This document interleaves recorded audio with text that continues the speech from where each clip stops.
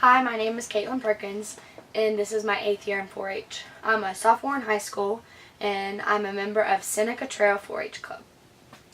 Today, I'm going to be talking to you about how to take tests. Did you know that the average midterm grade is a D? Well, if you're like me, you're not very good at taking tests, and that can be a problem because throughout life, you take tests on information that you have learned throughout a job, or if you're in the medical field, like continuing education. The first step on how to take tests is the preparation. This is one of the most important steps because this gets you to where you are to take the test. One of the most important things is attendance. Attendance is very, very important.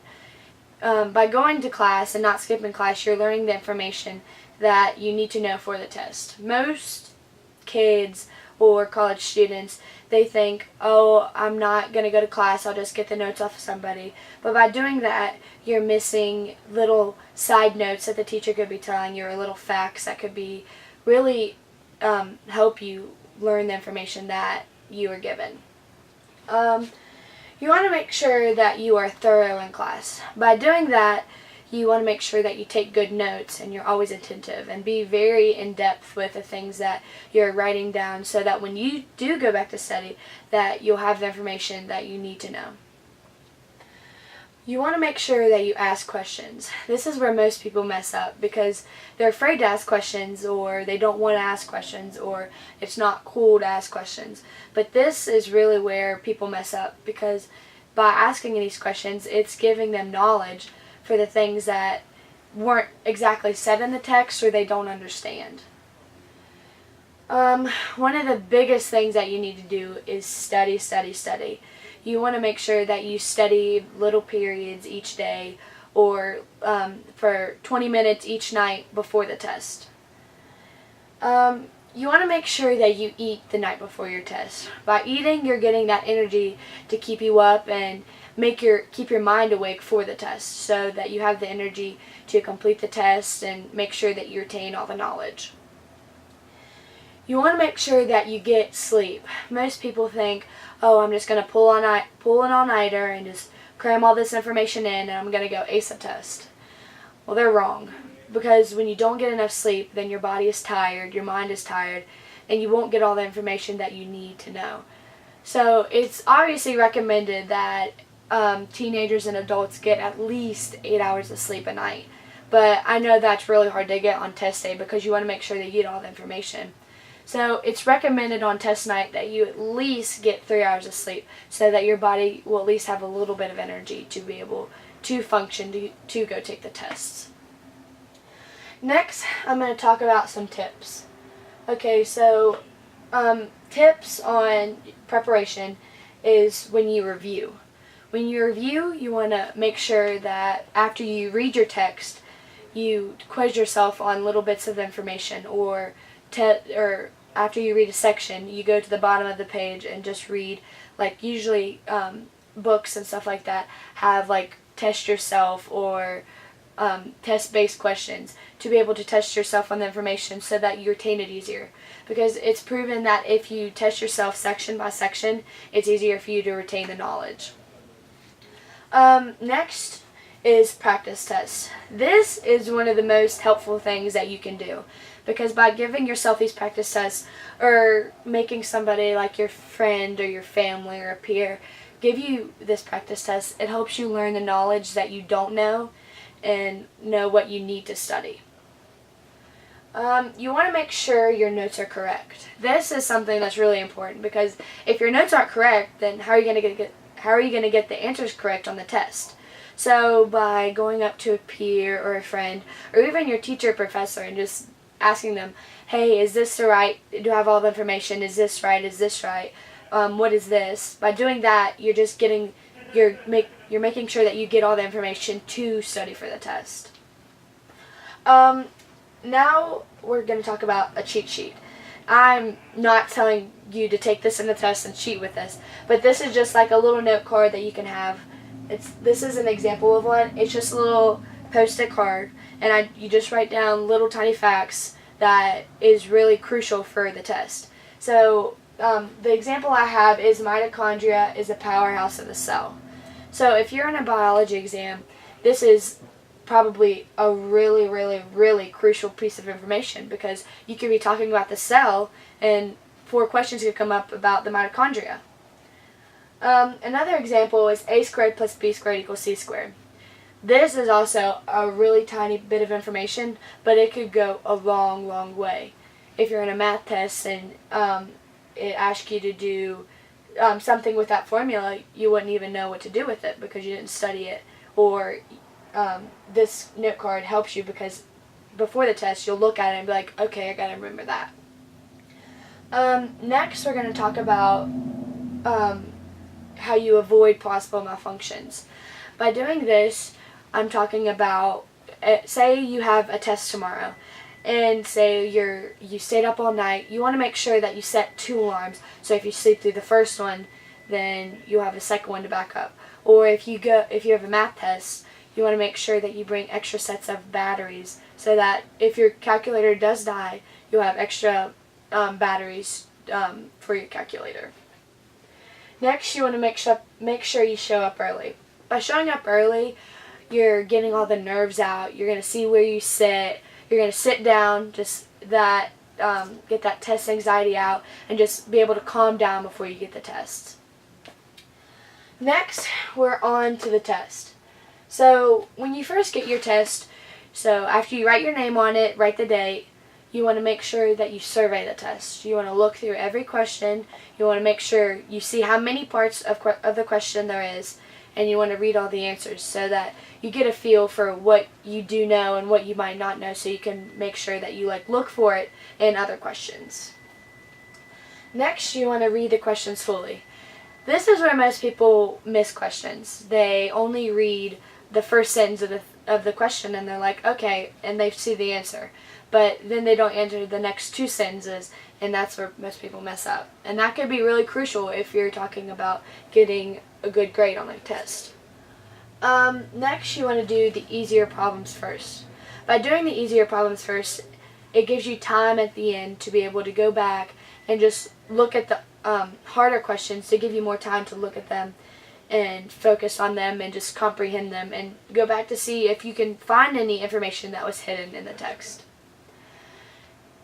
You want to pace yourself. By pacing yourself, it's giving your brain time to comprehend the text, and just maybe even give your brain a little bit of time to just oh, I remember we studied this and this and this. Next, you want to make sure that the questions that you don't know, that you skip for later. This also goes with the easier problems first, because those questions that you don't know, you could find a little bit of information in the questions above that will give away the answer to the test. When you are reviewing and double checking your test, you want to make sure that you read every question carefully, go through it. It's recommended that you review it 2 to 3 times, because by doing that you make sure that everything is right. And if you do decide to change an answer, you want to make sure that you are 100% that answer is correct, because it's proven that the first answer that you choose is most likely correct. Okay, so some tips for the test. You want to make sure that you bring 2 sets of supplies. So you bring 2 sets of highlighters, or 2 sets of pens, or 2 sets of pencils. Just things that you'll need for the test, and just in case something breaks, you'll be able to have a backup. That also goes with tips for preparation. So one thing that's really, really important on a test is you write legibly. By writing legibly, it makes it harder for a teacher or whoever's grading to count the question wrong, because if you write a B that looks like a D, it's going to be harder for them. It's going to be easier for them to count it wrong because they don't know what it is. But it is recommended that you write in uppercase rather than lowercase, because it's proven that uppercase is easier to read than lowercase, and it's more legible. You want to make sure that you bring something to keep up with time. This goes along with pacing yourself. By bringing a watch to put on, or don't have your phone out. Just if you have like a watch, say you're in a math test and you have 60 minutes to do a test, and there's 60 problems on the test. You could say, oh, I have 60 problems. I'm going to do each problem in 45 seconds. So then that gives me time to, at the end, to check over my answers and just go over everything and make sure I did everything correct. You want to make sure that you don't panic when people start to finish. This is one thing that I do really bad. See, I'll be taking a test and then people start to get up because they're finishing, and I'm like, oh my gosh, I need to finish and hurry up because I feel like it's not cool to be the last one taking the test. But honestly, it's better to take the entire amount of time so you can make sure you check over everything and have everything correct to take the test. Here are some examples of notes. So this example, it focuses on highlighting. Highlighters are one of your best friends. By having highlighters, you can just highlight the things that are most important. Like for example, this says gorilla is a Greek word for a hairy woman. So you would highlight gorilla and then Greek word and then hairy woman. So that makes it easier for you to study. So if you do have a big textbook and you have to flip it through everything to study, you can just be like, okay, and you just write down that. So if you have a textbook that big and you have to remember all that information, 3 less words goes a long way. Another example is Donald Duck is banned in Finland because he isn't wearing pants. So you would highlight Donald Duck banned in Finland because he has no pants. Those 3 words that you didn't highlight can go a long way because it gives you, it makes your mind, it's easier on your mind to remember those 7 words rather than those 10. Another one is Phobia is a fear for fun. So you would highlight Phobia, fear for fun. So that's just a really good example to highlight. Next we're on to underlining, italicizing, or abbreviating. So this one says winter is a season. Abbreviating helps a lot when you talk about your cheat sheets or just on your notes, because having that little bit of information is easier to remember than a whole sentence. Another example is using arrows or stars. Like if you're in math class and the sentence is A value goes up when B value goes down, doing those arrows helps a lot because it kind of puts a mental picture, gives you a mental picture so you can like remember it if you are in the test and you forget it. Like if you were talking about a person, or like say you're in social studies class and you're talking about a person. So say you're talking about George Washington and it says something about his birthday, and that's very important. So you star it, or you underline it, or you italicize it. Just do anything to make it like stand out so when you do go back in your notes, you make sure that you don't forget it. My next example is when hippos are nervous, their sweat turns red. So you can underline hippos sweat red when nervous. So just that little bit of information goes a long way. Another thing that's important is when you are doing your test, you want to make sure that, or reviewing for your test, you want to make sure that you plan out, that you, throughout the week, you want to make sure that you study little bits and pieces. So if you have a lot of things going on, you want to make times and for how long you study. So if you do miss a day, you can say, okay, I didn't study yesterday, I can study 20 extra minutes for today.